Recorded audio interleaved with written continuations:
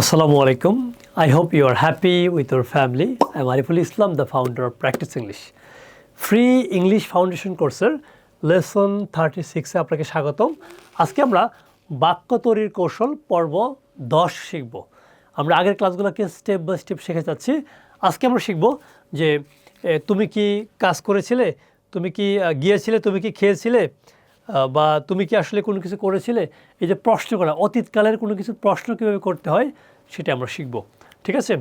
তো অতীতকালের দেখো এখানে রুলস লেখা আছে। যদি আমরা রুলস মানে যত রুল তত ভুল, রুল কম শিখে আমরা প্রশ্ন করা শিখতে হবে। সেক্ষেত্রে কীভাবে আমরা পাস্ট ইনডিফিনিট টেন্সের ক্ষেত্রে প্রশ্ন করব, পাস্ট ইনডিফিনিট টেন্স প্রশ্ন করার ক্ষেত্রে ডিড ব্যবহার করব।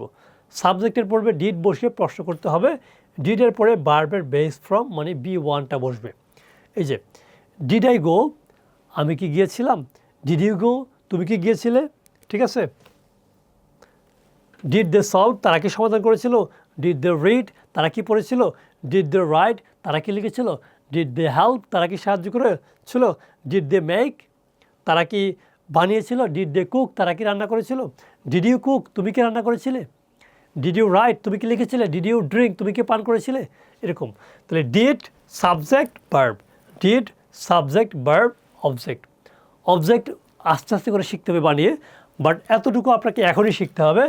ডিড দিয়ে, সাবজেক্ট দিয়ে, ভার্ব দিয়ে। আমাদের এই বইতে 500 ভার্ব দেওয়া আছে, 600-র মতো। এই ভার্বগুলো এখানে পরিবর্তন করে আপনাকে বারবার প্রশ্ন করতে হবে। এই যে আমরা অনেকেই বলি যে স্যার আমি প্রশ্ন করতে পারি না। কেন পারেন না? কারণ আপনি ভার্ব কম জানেন, আপনি সিকোয়েন্সটা বুঝেন না যে প্রশ্ন করতে কী কী লাগে, এবং বারবার মুখে বলেন না, এই জন্য কি আপনার মুখে আসে না। ঠিক আছে? সো দেখুন কত সুন্দর করে বাক্য তৈরি করা যায়। তুমি কি সাহায্য করেছিলে। ডিড ইউ হেল্প, তুমি কি লিখেছিলে। ডিড ইউ রাইট, তুমি কি কান্না করেছিলে। ডিড ইউ ক্রাই, তুমি কি এসেছিলে। ডিড ইউ কাম, তুমি কি গিয়েছিলে। Did you go. কত সহজ প্রশ্ন করা, কিন্তু আমরা পারি না। তো প্লিজ এই ডিড দিয়ে সাবজেক্ট নেন। এখান থেকে আপনি ডিড নেন, একটা সাবজেক্ট নেন, ডিড ইউ নেন, শুধু আর কিচ্ছু লাগবে না। ইউ নিয়ে আপনি এখানে 500 বার প্র্যাকটিস করেন। 10 মিনিট লাগবে প্র্যাকটিস করা।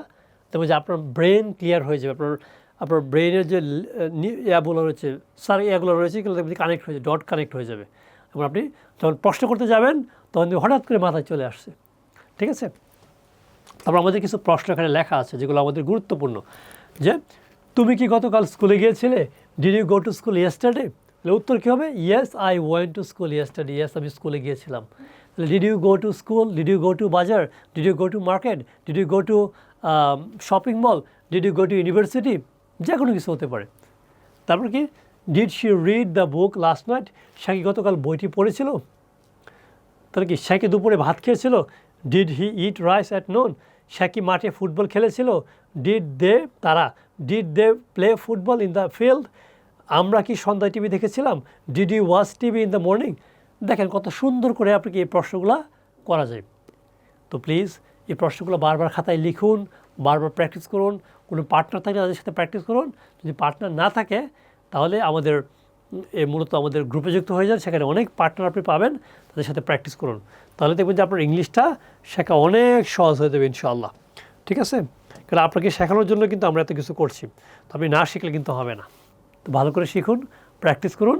যে কোনো প্রয়োজনে আমাদের সাথে যোগাযোগ করবেন, আমরা আপনাকে সাপোর্ট করবো ইনশাআল্লাহ। তো পরবর্তী ক্লাসে আবারও কথা হবে। সে পর্যন্ত ভালো থাকবেন, পরিবারকে ভালো রাখার চেষ্টা করবেন। আসসালামু আলাইকুম।